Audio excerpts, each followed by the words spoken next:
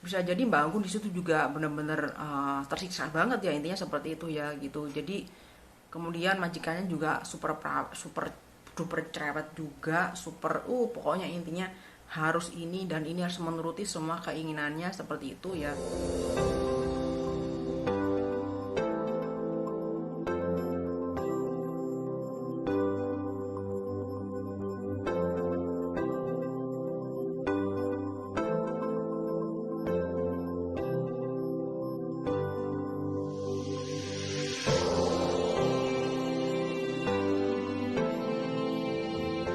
Oke, jumpa lagi bersama saya Nana Story. Oke, masih di background yang sama. Kali ini saya akan memberikan sebuah informasi baru, berita terbaru tentunya tentang eh, informasi tentang TKI yang ada di luar negeri. Oke, bagaimanakah berita selanjutnya? Kita ikuti saja cuplikan berikut ini. Check it out. Kisah TKW di Hong Kong, kerja dari pagi sampai pagi, sering dimarahi oleh majikan hingga begini kondisinya. Kisah seorang pekerja migran Indonesia TKW di Hong Kong bernama Anggun ini menceritakan pengalamannya. Wanita asal Indonesia ini kerja dari pagi sampai ke pagi, mulai pukul jam 6.30 sampai ke jam 2.30 pagi. Demikian diungkapannya dalam sebuah video di kanal YouTube Anggun Rizdiana sebagaimana dilansir oleh bankkapos.com pada Minggu 21 Agustus 2022. Anggun menjelaskan bekerja di luar negeri terutama di Hong Kong itu tidak seenak orang yang dibayangkan dan dilihat kebanyakan orang. Dirinya datang ke Hong Kong sekitar tahun 2009 sampai 2010-an dan dirinya mendaftar agar bisa pergi ke Hong Kong melalui jasa PT penyalur tenaga kerja. Di PT tersebut dirinya setelah mendaftar baru bisa berangkat setelah 2 bulan menunggu. Dan dia juga menjelaskan pekerjaan pertama di Hong Kong adalah sebagai asisten rumah tangga atau ART. Di rumah majikan ada 3 orang, yakni majikan laki-laki, istri majikan, dan anak perempuannya. Anggun menjelaskan pengalaman pertamanya bekerja dan mendapatkan majikan ini tidak ada manis-manisnya. Dan ketika datang ke rumah majikannya dirinya kaget. Maka tidak heran jika ia kerap dimarahi oleh majikan jika tidak sesuai keinginan. Anggun menjelaskan jam kerjanya adalah mulai dari pukul 6.30 sampai jam 2 atau 3 pagi. Padahal rumah majikannya itu kecil. Dia pun menjelaskan tugasnya sama seperti ART pada umumnya, seperti beres-beres rumah. Cuman ketika dirinya beres-beres rumah, dia dituntut harus benar-benar bersih banget. Contohnya seperti ada hiasan dinding itu harus dicuci beberapa kali. Dan itu yang membuat pekerjaannya menjadi lama. Dan pekerjaan itu harus dia ulangi setiap hari tanpa terkecuali. Dan untuk membersihkan tempat tidur majikannya, dirinya harus mengganti spray tiap hari dan lantai bawah tempat tidur pun harus dicuci beberapa kali dengan air dingin, air panas, dan harus dilap sampai benar-benar kering. Dan untuk baju majikannya, dirinya setiap hari harus mensetrika walaupun kemarin sudah disetrika. Dan keesokan harinya pun harus tetap disetrika.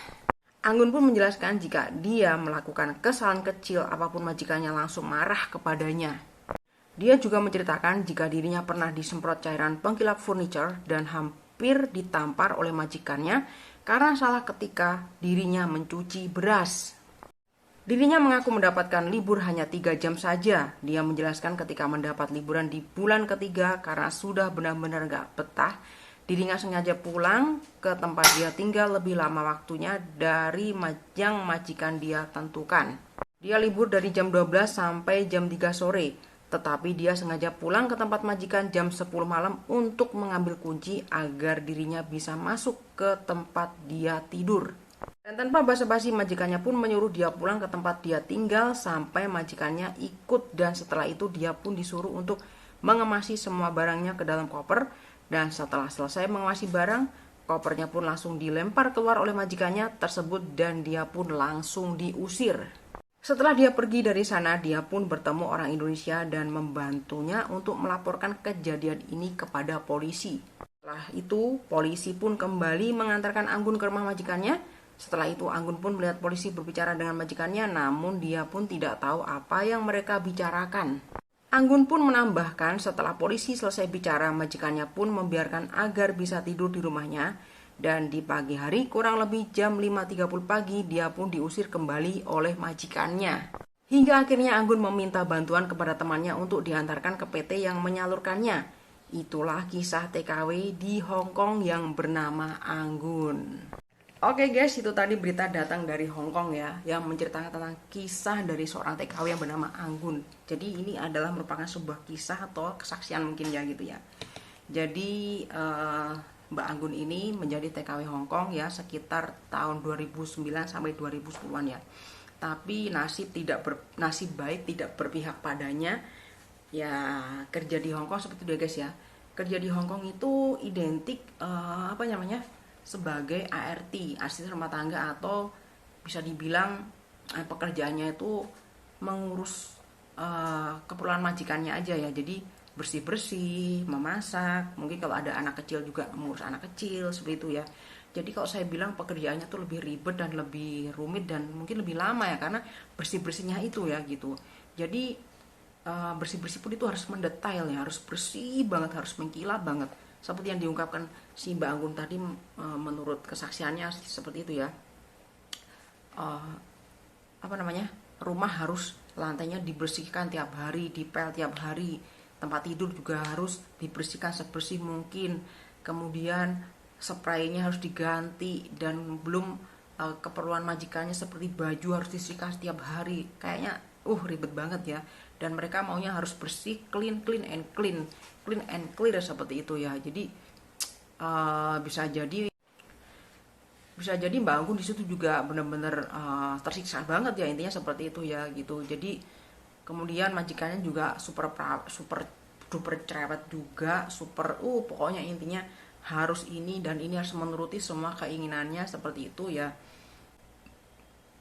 Kemudian dipaparkan di sini juga waktu istirahat atau waktu libur juga terlalu sedikit, terlalu apa namanya, sempit banget waktunya ya, sehingga pada akhirnya Mbak Anggun untuk sengaja libur lebih lama lagi, pulang telat ya. Tapi yang terjadi apa, majikannya malah marah-marah, diusir dari tempat dia bekerja itu, diusir dari tempat majikannya. Akhirnya Mbak Anggunnya lapor ke polisi, kemudian dibalikin lagi ke rumah majikannya lagi, kemudian diusir lagi seperti itu ya. Akhirnya endingnya si Mbak Anggunnya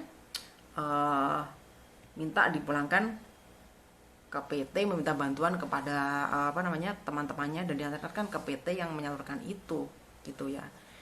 Ya kalau saya rasa memang sih ya, saya pribadi sekarang posisi di Taiwan ya. Di Taiwan sama di Hong Kong atau Singapura itu sudah beda konsep atau beda tata cara bekerja ya gitu ya.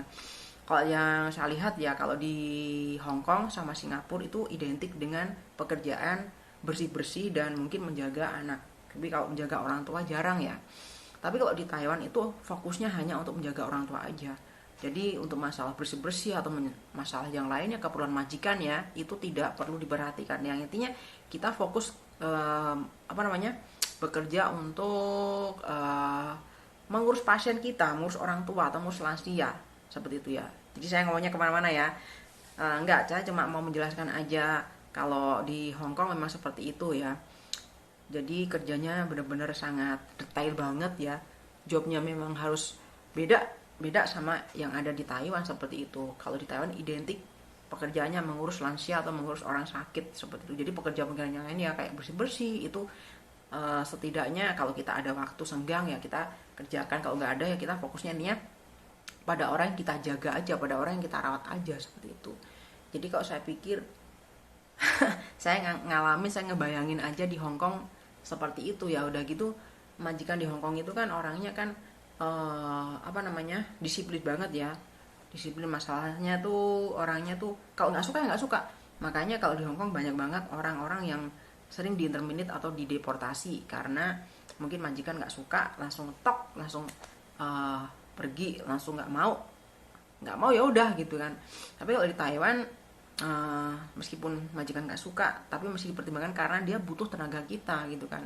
Dia butuh tenaga kita kan, ngambil orang itu juga mahal. Dia mikir-mikir kedua kali kalau mau ngambil orang lagi, intinya kan pasti bayar lagi gitu kan.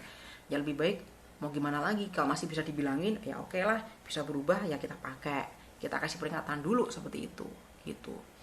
Ya begitulah guys, kerja di luar negeri. Kalau mereka nggak tahu, orang-orang yang nggak pernah mengerti pekerjaan luar negeri seperti apa, ya pasti mikirnya Allah gaji gede, yang dipikir pasti gaji gede dan sebagainya. Tapi mereka nggak tahu gaji yang kita dapatkan setimpal dengan pekerjaan kita kerjakan, seperti itu. Nggak segampang itu kita bisa bekerja ke luar negeri, ya nggak sekuat itu mental orang yang bisa bekerja di luar negeri, ya mental dan fisik dihajar habis-habisan, seperti itu ya. Itu aja berita hari ini. Semoga kisah dari Mbak Anggun tadi bisa menginspirasi kalian semuanya bahwa bekerja di luar negeri nggak seperti yang kalian bayangkan, sangat sulit, rumit, dan tergantung kita gimana menyikapinya, tergantung kita gimana menghadapinya, tergantung kita gimana menikmatinya aja, seperti itu ya. Sekali lagi mohon maaf kalau ada kata-kata perilaku yang kurang sopan di konten ini ya, mohon maaf sekali lagi. Terima kasih bagi yang udah nonton, terima kasih juga atas like, comment, dan subscribe-nya. Terima kasih banyak, semoga video ini bermanfaat dan semoga semua tetap diberikan kesehatan umur panjang. Jangan lupa selalu bersyukur, jangan lupa selalu tersenyum, smile, dan jangan lupa bagikan kita kasih kalian bersama orang dengan terkasih. Dan tentunya Tuhan tetap berkati kalian semuanya. God bless you always. Sampai ketemu lagi di video dan berita terbaru tentunya bersama Nana Arstani.